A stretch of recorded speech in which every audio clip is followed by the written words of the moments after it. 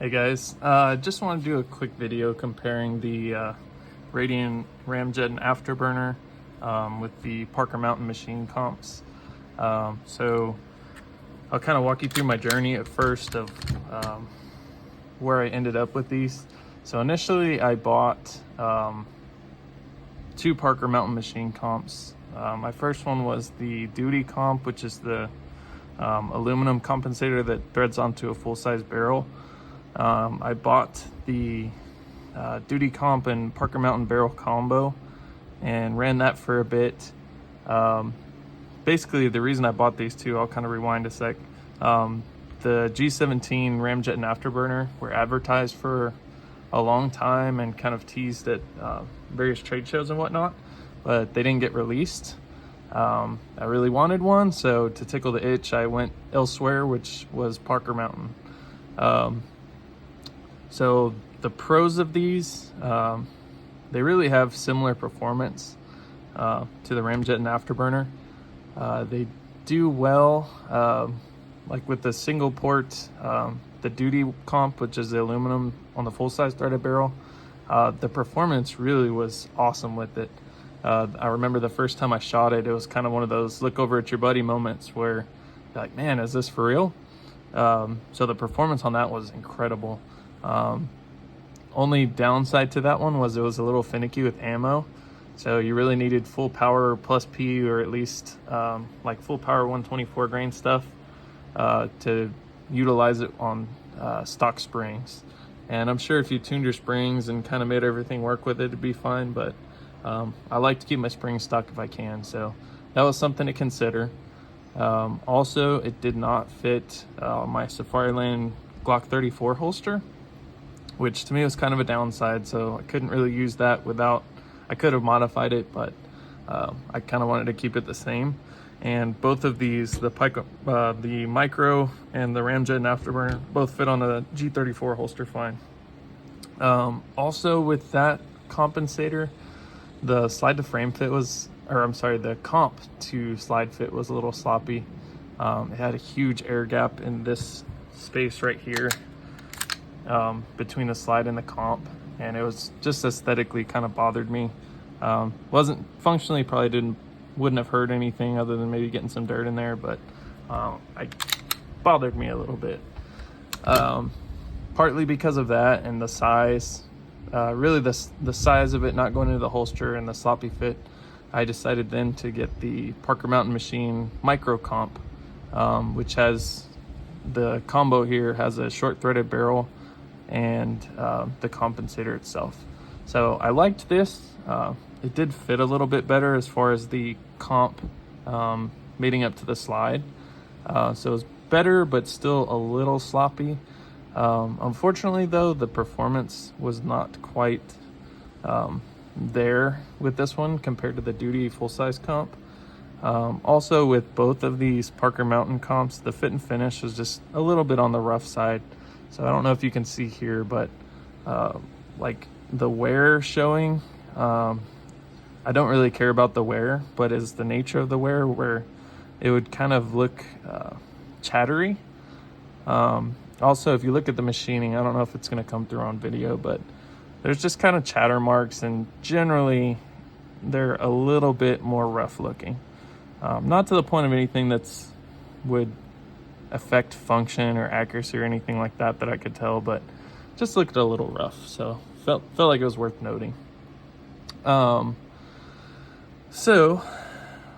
addition to that, the installation is it's not hard, but it is something that takes some time, and it's not something that you want to be putting together and undoing regularly for maintenance purposes. So essentially you throw a shim stack in that corresponds to how it needs to be timed, and then you torque it on with some red Loctite on there. So to get it off, that means you got to whip out the torch, get everything locked down in a vise, and go that route. So I'm not a clean freak, especially with duty pistols like this. Like, I really don't clean them much, but the fact that the option is taken away for whatever reason, that kind of bugged me.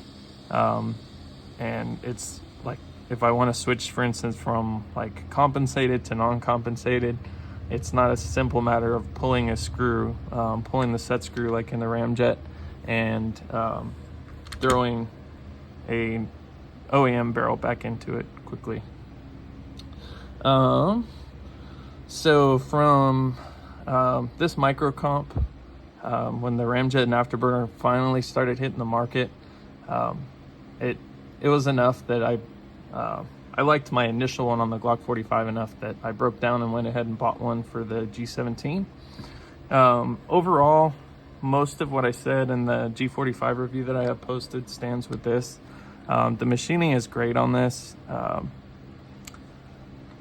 Again, it's probably not going to come through real well, but the machining is great on this. The fit and finish is outstanding. The gap here between the slide and the comp is a lot closer. More so for the duty version of the Parker Mountain. This micro fit decently, but it was not as tight as this one.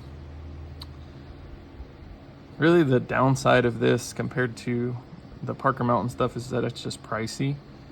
So I think you're talking about maybe 100-ish more than the micro barrel and comp combo, and then a barrel and comp combo with the duty, like probably $150 more than that. So price is definitely something to take into account, but again, for me, I really like having that set screw option to pull it off and switch if I need to, which is weird because I really don't do that often, but it's just kind of a mental block. So overall, should you buy either one of these, and which one should you get?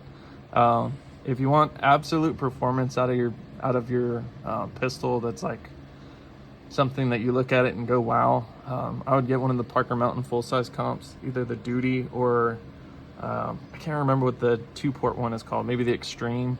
But even with the duty, when I was shooting it, it was like it awed me a little bit.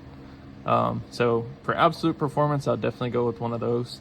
For a package that's going to fit holsters for the Glock 34 pretty much universally, I would look at the Ramjet and afterburner. The micro's good. It's just, like I said, it has a few quirks that make the Ramjet and afterburner better, in my opinion. Kind of as a side note, I'll go over should you even buy one of these at all. There's been kind of a trend online lately for people to basically crap on these and say that they're not necessary, go out and shoot, get better at shooting. I do agree with that to some extent. Like the performance gains are there. Are they worth the money? Not necessarily. I think a lot of people are buying them for aesthetic reasons and the cool factor. But you can't deny, once you start rocking and rolling, like doing plate racks, doing build drills, anything where you're need quick follow-up shots, you do absolutely notice the difference with these. Put it to a timer, it's not going to be anything huge or earth-shattering, but there's a difference. And honestly, it kind of, I guess in a way, allows you to be a little bit sloppier with your recoil control and your grip.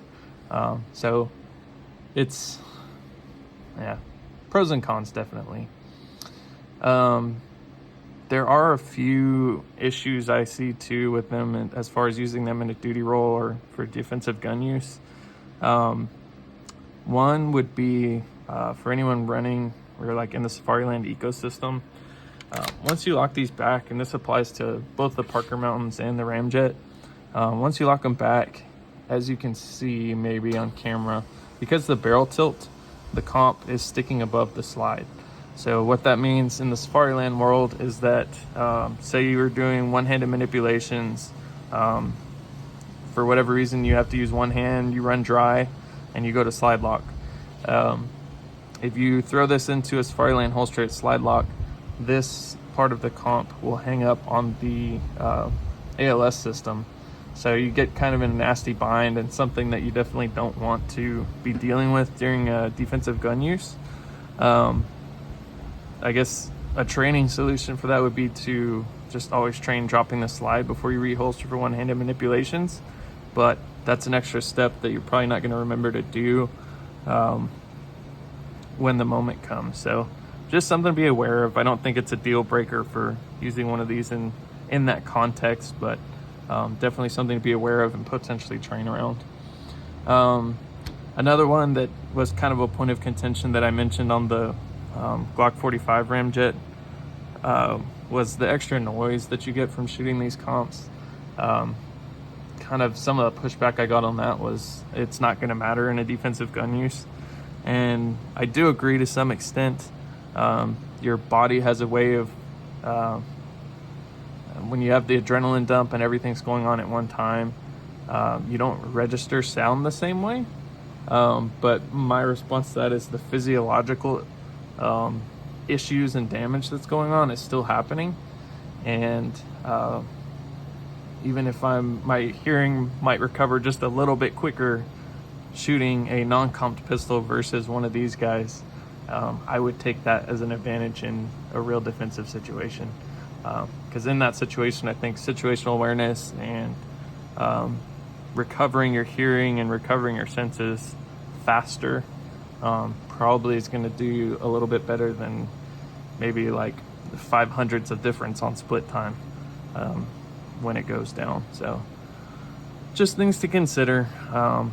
Obviously I see the negatives or I'm realistic about them, but I have multiples now, so I think it can be a good platform. They're a lot of fun, and it definitely does change the performance characteristics of the handgun. So if you have any questions, drop them in the comments. Give you one more close up here of the difference. So again, they're really similar performance wise. The port or the opening of the compensator on both is pretty similar in size. So really about the same performance from these two. And then the aluminum, which I already sold, outperforms both of them by a little bit. Nothing crazy, but it's definitely a difference. So like I said, if you have any questions or anything, drop them in the comments below, and you'll have a good one.